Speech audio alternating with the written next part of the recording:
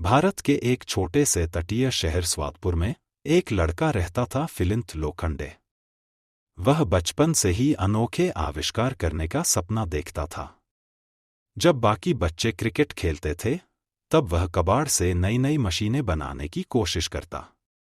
उसकी माँ उसे हमेशा प्रेरित करती, लेकिन उसके पिता चाहते थे कि वह उनके वड़ा पाव की दुकान संभाले।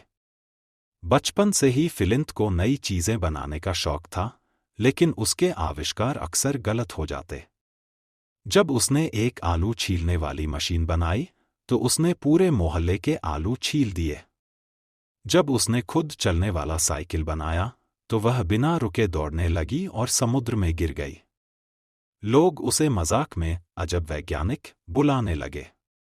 लेकिन फिलिंत हार मानने वालों में से नहीं था। वह अपने कमरे में घंटों बंद रहकर नई खोज में जुटा रहता।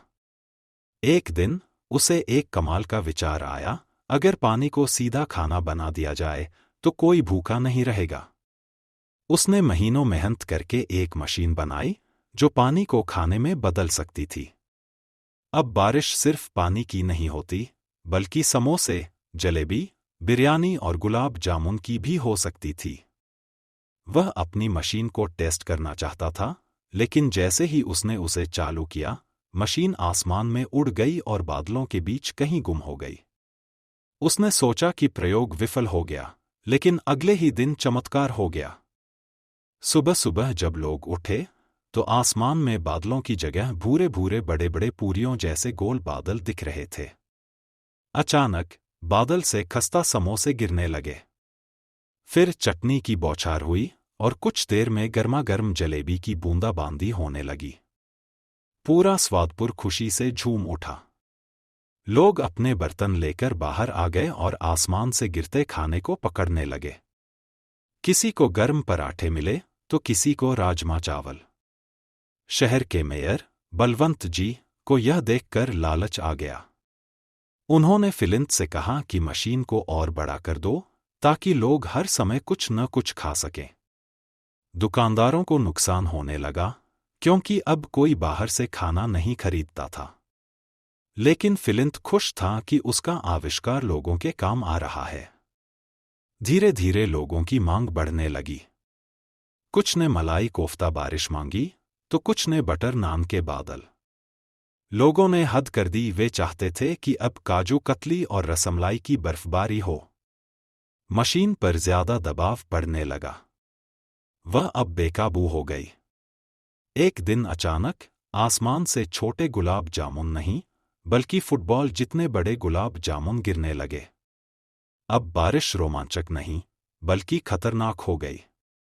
विशाल डोसा के बादल गरजने लगे और पनीर टिक्का के तूफान आने लगे।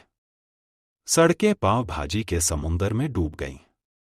कहीं से विशाल रसगुल्लों की लहरें उठ रही थीं, तो कहीं से बड़े बड़े भटूरे उड़ते हुए लोगों से टकरा रहे थे। फिलिंत समझ गया कि यह एक बड़ी मुसीबत बन चुकी है। उसने अपनी दोस्त सुमन, स्पार्क्स, अपने पालतू बंदर लड्डू और अपने पिता के साथ मिलकर इस समस्या का हल निकालने की सोची।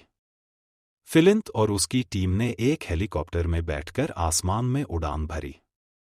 वे सीधे उस मशीन की ओर बढ़े जो बादलों के बीच घूम रही थी और अनियंत्रित होकर खाने की बारिश कर रही थी। जैसे ही वे मशीन के पास पहुंचे, एक विशाल मसाला डोसा उनकी ओर उड़ता हुआ आया। वे बाल बाल बचे और मशीन में घुसने में सफल हुए। अंदर जाकर देखा तो मशीन ज्यादा डेटा और मांग के कारण ओवरलोड हो चुकी थी। फिलिंत ने तुरंत मशीन को बंद करने की कोशिश की, लेकिन यह आसान नहीं था। अचानक मशीन ने बड़े बड़े समोसे मिसाइल छोड़ दिए। लेकिन लड्डू ने अपनी बुद्धिमानी से मशीन का एक तार काट दिया, जिससे वह धीमी पड़ने लगी। फिलिंत ने एक स्पेशल वायरस डाला, जिससे मशीन धीरे धीरे शांत हो गई और आखिरकार धड़ाम, मशीन पूरी तरह से बंद हो गई। अब शहर में कोई खाने की बारिश नहीं हो रही थी। लोग पहले दुखी हुए, लेकिन फिर उन्हें समझ आया कि लालच बहुत बुरी चीज है। मेहनत से कमाया हुआ खाना ही असली आनंद देता है। फिलिंत को अपने पिता से प्यार और गर्व मिला। उसने भी सीखा कि आविष्कार करने के साथ साथ उसकी जिम्मेदारी उठाना भी जरूरी होता है। इस तरह स्वादपुर फिर से सामान्य हो गया। लेकिन एक बात हमेशा के लिए याद रही, मेहनत का खाना ही सबसे स्वादिष्ट होता है।